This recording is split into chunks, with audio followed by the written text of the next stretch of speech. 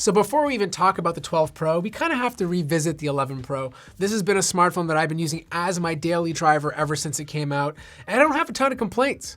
Like, the only thing I can think of off the top of my head is the Intel modem. Like, there'd be times I'd be up north and I'd have an Android phone with me, and the speeds were not as good as the Android devices. Not nearly as bad as the Intel modem used on the XS, but still not as good as the Qualcomm modems you'd find in most Android smartphones. Now, the good news is the 12 Pro is using a Qualcomm modem. Plus, it has 5G, so the connection issues have been completely removed.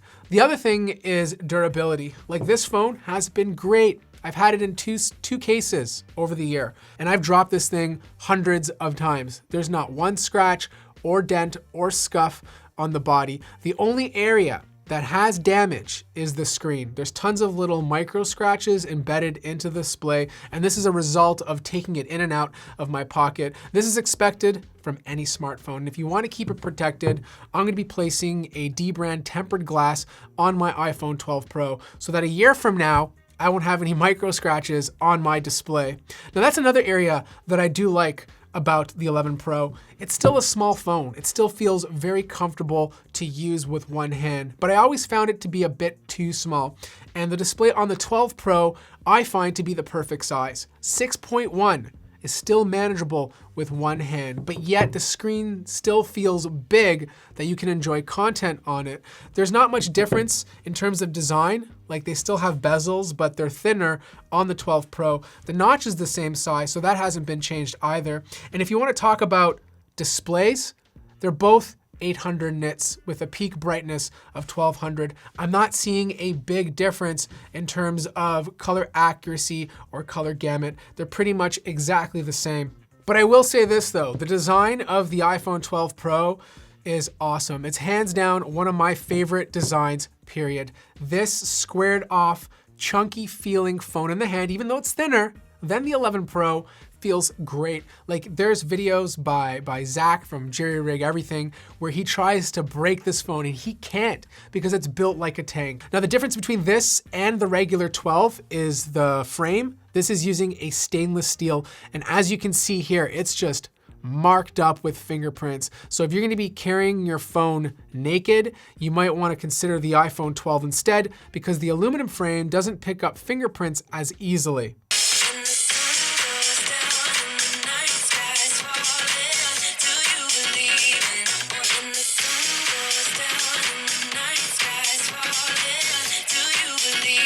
Now, there's another area where the 11 Pro is better than the 12 Pro, and that's when it comes to battery life. Like, you just get more battery life with the 11 Pro. It's bigger, it lasts longer. Even after a year, with a year of degradation on the battery, I'm still getting more battery life than the 12 Pro. So the camera upgrade from the XS to the 11 Pro was huge. Like, you notice the results right away. And even though the 11 Pro and 12 Pro do have differences, the upgrade is not as big. They still share the same camera array, a wide lens, ultra wide, and telephoto.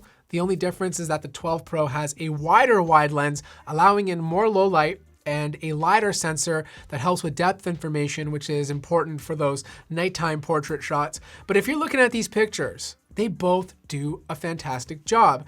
And you can see that Apple changed its computational photography to produce more saturated, sharp, and brighter photos with the 12 Pro. The big difference though comes down to low light photography. They both can take nighttime shots using the telephoto and wide lens, but the 11 Pro can't do night mode on the ultra wide lens, whereas the 12 Pro now can. The other area is those nighttime portrait modes. You can't do that with the 11 Pro, but you now have night mode with the portrait modes on the 12 Pro. As for video, they both take great video, and I'm not seeing a huge difference there since they both shoot the same resolution and same frame rates. The only advantage to the 12 Pro is you can now shoot Dolby Vision HDR. Do you need it? Must you get it for that reason?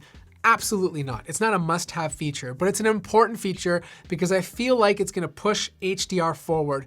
HDR is great. It makes a big difference in the content you're watching. The problem is that these phones don't share the same codecs as other devices. Everyone is in this codec war right now and no one can agree on everything. So if you share your HDR video with a device that doesn't support it, it's not gonna look that great. But if you're viewing the video on your iPhone or a buddy's iPhone, it's gonna look exceptional. So here's the bottom line. The 12 Pro is an amazing smartphone. I love it, but I still think the iPhone 12 is the better deal. The feature difference between the 12 and 12 Pro is so small compared to the 11 and 11 Pro. Like at the end of the day, all you're really getting is a shinier device, a telephoto lens, 5G, and a little bit more storage.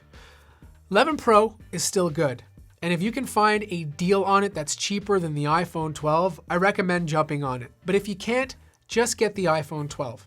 As for your iPhone 11 Pro users out there, you have zero things to be jealous of because your phone is amazing. And if I wasn't a tech reviewer, I'd still be rocking the 11 Pro today.